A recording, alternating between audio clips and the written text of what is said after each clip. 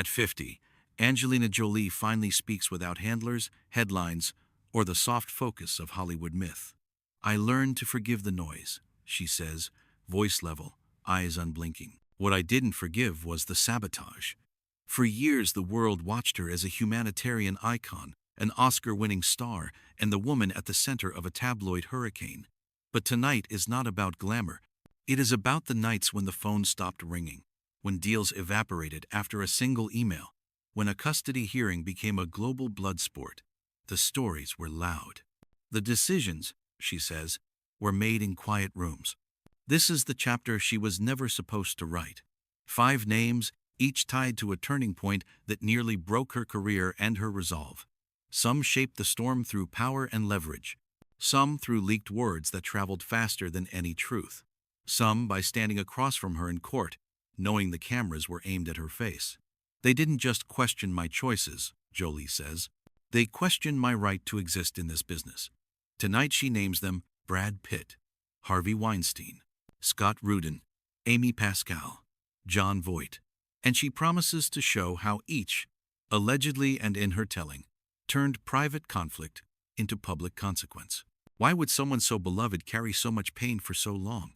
By the end, you'll have her answer. She was born Angelina Jolie Voight on the 4th of June, 1975, in Los Angeles, California, to actor John Voight and actress Marshalline Bertrand. The Hollywood spotlight was her inheritance, but so was the shadow of a fractured home. Raised mostly by her mother after her parents' bitter split, Jolie grew up watching the industry from the margins, a child of glamour, yet never quite part of it. At 16, she was already modeling internationally. At 22, she had an Academy Award for Girl Interrupted. By her mid-30s, she had transformed from tabloid headline to United Nations Goodwill Ambassador, adopting children from across the globe, directing films, and becoming a voice on refugee crises. Her resume reads like a roll call of 21st-century blockbusters: Lara Croft, Tomb Raider, Mr. and Mrs. Smith, Salt, Maleficent. Awards lined her shelves. Her face sold millions at the box office.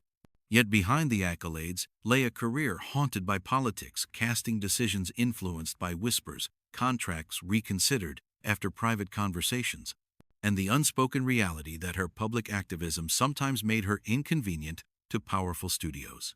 She has been called everything from Hollywood's last movie star to the most dangerous woman in the industry. A label she wears with the wariness of someone who knows labels can be weapons.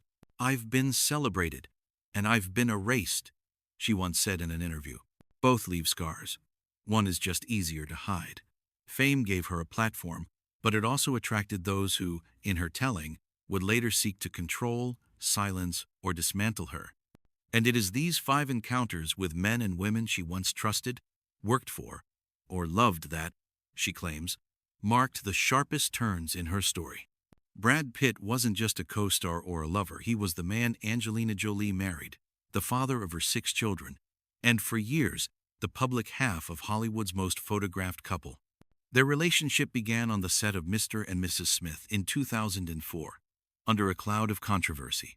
The press cast her as the other woman, and Jolie spent the next decade trying to outwork and outshine that narrative. Together, they built the Brangelina brand, humanitarian missions, box office hits, and the image of an invincible family. But in 2016, that image collapsed. A private flight from France to Los Angeles became the setting for what Jolie describes as the moment her marriage and her career's stability shattered. Allegations surfaced of Pitt's behavior on that plane, leading to a highly publicized investigation and the beginning of a custody battle that would span years. Studios grew cautious. Scripts she had been circling quietly disappeared from her desk. "It wasn't just a divorce," she later said. "It was a dismantling. Piece by piece, they tried to take everything I'd built." In Jolie's telling, Pitt's public counter-narratives painted her as unstable, vindictive, even dangerous to her own children, an image that seeped into casting rooms and corporate board meetings. Though she has never softened her accusations, she speaks now with a kind of resignation. "The worst betrayals aren't from enemies," she says. "They're from those who know exactly where to strike." Harvey Weinstein was a towering figure in Hollywood when Angelina Jolie was still climbing the ladder, a man whose influence could launch Oscar campaigns and bury careers with a single phone call. They worked together early in her career, but Jolie says she quickly understood the danger. In her telling, an incident in the late 1992 during the promotion of Playing by Heart left her shaken and determined to avoid him at all costs. She claims she warned others in the industry, quietly, because she knew speaking publicly then would have meant career suicide. For years, she succeeded in keeping her distance. But Weinstein's shadow has a way of reaching even those who step out of it. Jolie believes that her decision to refuse working with him on later projects, including turning down a role in The Aviator, marked her as difficult in certain circles.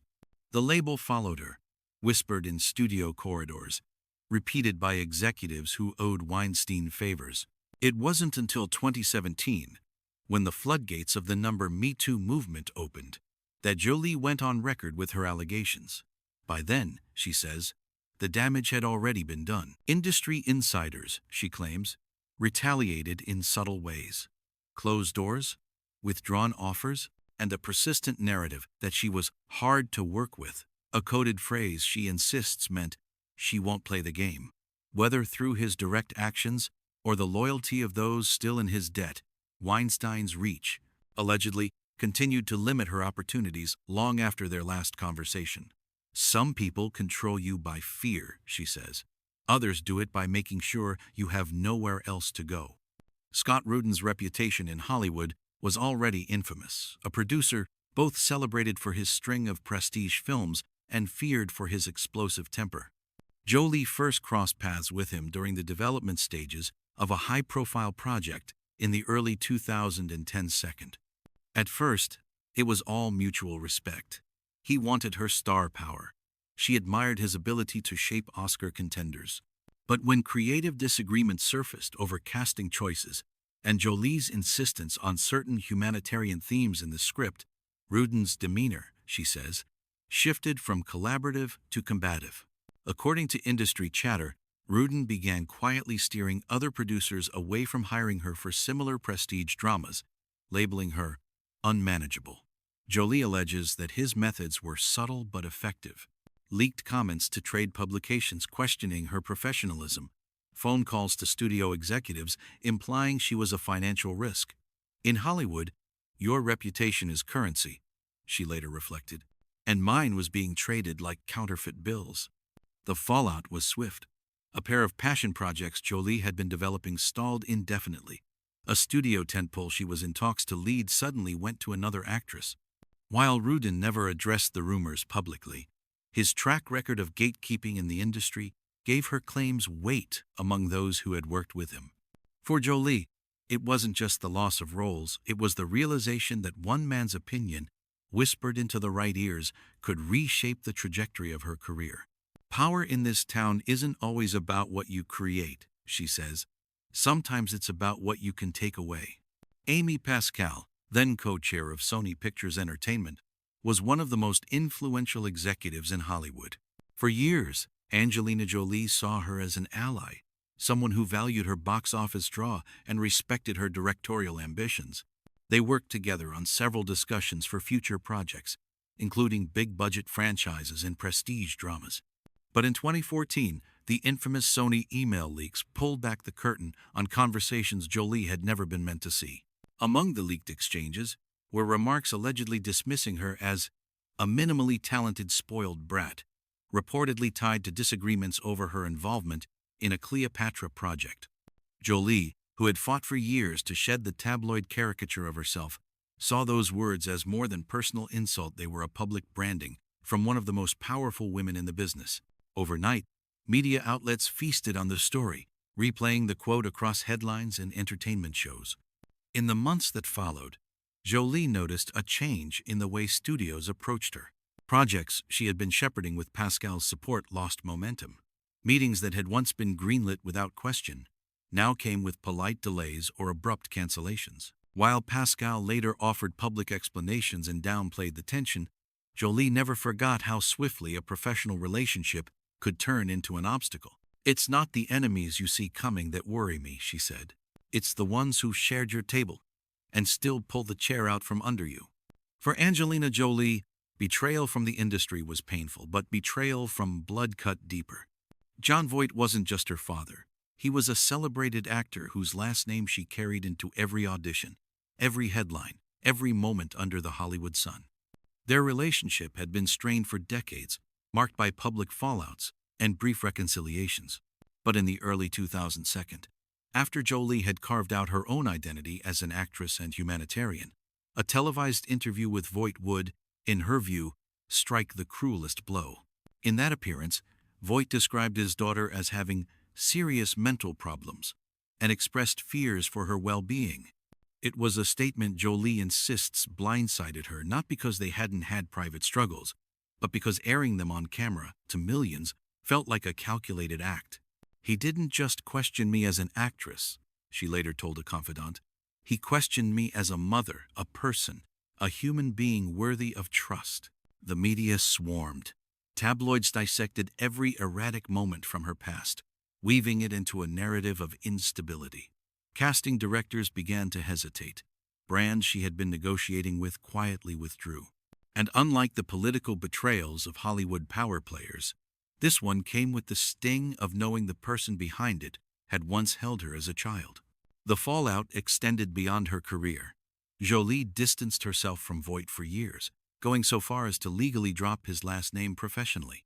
She rebuilt her public image through humanitarian work and selective roles, but the fracture remained. "Family can wound you in ways no stranger ever could," she has said. "And sometimes, the only way to survive is to stop calling them family." Today, at 49, Angelina Jolie speaks with a calm that feels earned, not gifted. The storm she's weathered, public, private, and deeply personal, have left their marks. But they have also sharpened her sense of who she is and what she stands for. She no longer measures her worth by studio contracts or magazine covers. "They took my silence for weakness," she says evenly. "It was my strategy for survival." She makes it clear that naming these 5 people is not about revenge. It's about reclaiming the narrative from whispers and backroom deals, about showing that even those at the top of Hollywood's food chain are vulnerable to the politics of power and the cruelty of betrayal. Each name, each story, is a reminder that fame can be a fortress one day and a firing squad the next. "I forgave myself, but not them," she says, the finality in her tone cutting through the room. And if you've ever been cornered, misjudged, or silenced, you know why. Jolie's message is less about the wounds she carries and more about the choice to keep moving forward, even when the people you trusted most would rather see you fall. Her gaze lingers on the camera, unflinching, daring anyone to question whether she's still standing. Which of these 5 betrayals shocked you the most? Was it the public implosion of her marriage with Brad Pitt, the shadow games allegedly played by Harvey Weinstein, the whispered blacklisting from Scott Rudin, the stinging words from Amy Pascal, or the most personal cut of all from her own father, Jon Voight? Share your thoughts in the comments. Your perspective matters, because stories like this are rarely one-sided.